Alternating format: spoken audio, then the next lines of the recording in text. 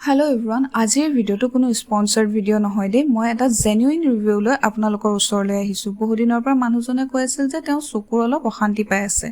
আৰু সেই কাৰণে আমি ভাবিছিলো যে তেওঁ কেবা চকুৰ ডক্টৰৰ ওচৰত দেখুৱাব লাগিব যেহেতু তেওঁ অফিসত কেবা ঘণ্টা কম্পিউটাৰ ফ্ৰণ্টত বহি কাম কৰিব লগা হয় গতিকে তেওঁ চকুৰ অলপ অশান্তি পাই আছিল বুলি কলে কৈ আছিল ডক্টৰক দেখুৱাৰ কথা ভাবি থাকুনতে দুদিনমান আগতে লখৰা সাইডে কিবা এটা কামত যাওঁতে আমি দেখা পালো যে নতুনকৈ লেন্স কেয়াৰ এখনৰ ওপেনিং হৈছে আৰু আজি আমি তাত গৈছিলো যে মানুহজনক এবাৰ চকু ডক্টৰৰ ওচৰত দেখুৱাম বুলি পালে তাত পিছে গধুলা 5টা বজাৰ পৰা ডক্টৰ এভেইলেবল থাকে পিছে ইয়াত আধুনিক আৰু উন্নত মানৰ যন্ত্ৰ দি পৰীক্ষা কৰাত দেখা পোৱা গ'ল যে মানুহজনৰ চকুত কিছুমান সৰু সৰু গুটি হৈছে তাৰ বাবে ডক্টৰে কিছু মেডিচিন প্ৰভাইড কৰিলে আৰু তেওঁ চকুৰ পাৱাৰ অলপ কমান তেওঁ স্পেক্সও লবলৈ দিয়া হ'ল ডক্টৰ দেখুৱাৰ হোৱাৰ পিছত আমি মানুহজনৰ কাৰণে ইয়াতে স্পেক্স চাবলৈ আৰম্ভ কৰিলো ইয়াত বহুত ধুনীয়া ট্ৰেন্ডিং ষ্টাইলৰ স্পেক্সবোৰ পোৱা যায় আৰু ইয়াত নন ব্ৰেন্ডেড দুইটা প্ৰকাৰৰ স্পেক্স এভেইলেবল আছিল আৰু তেওঁলোকে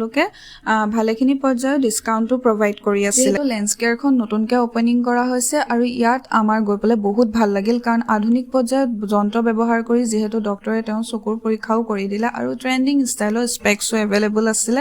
আৰু ইয়াতে প্ৰত্যেকটো কালেকচনে বহুত ভাল লাগিছে গতিকে যি সকলে চকুৰ প্ৰবলেমত ভুগি আছে তেওঁলোকে এই লেন্স কেয়াৰত ভিজিট কৰি আপোনালোকে ডক্টৰক দেখুৱাই আধুনিক যন্ত্ৰৰ সহায়ত নিজৰ চকু পৰীক্ষা কৰি আপোনালোকে ট্ৰেন্ডিং ষ্টাইলৰ স্পেক্সও ইয়াৰ পৰাই ল'ব পাৰিব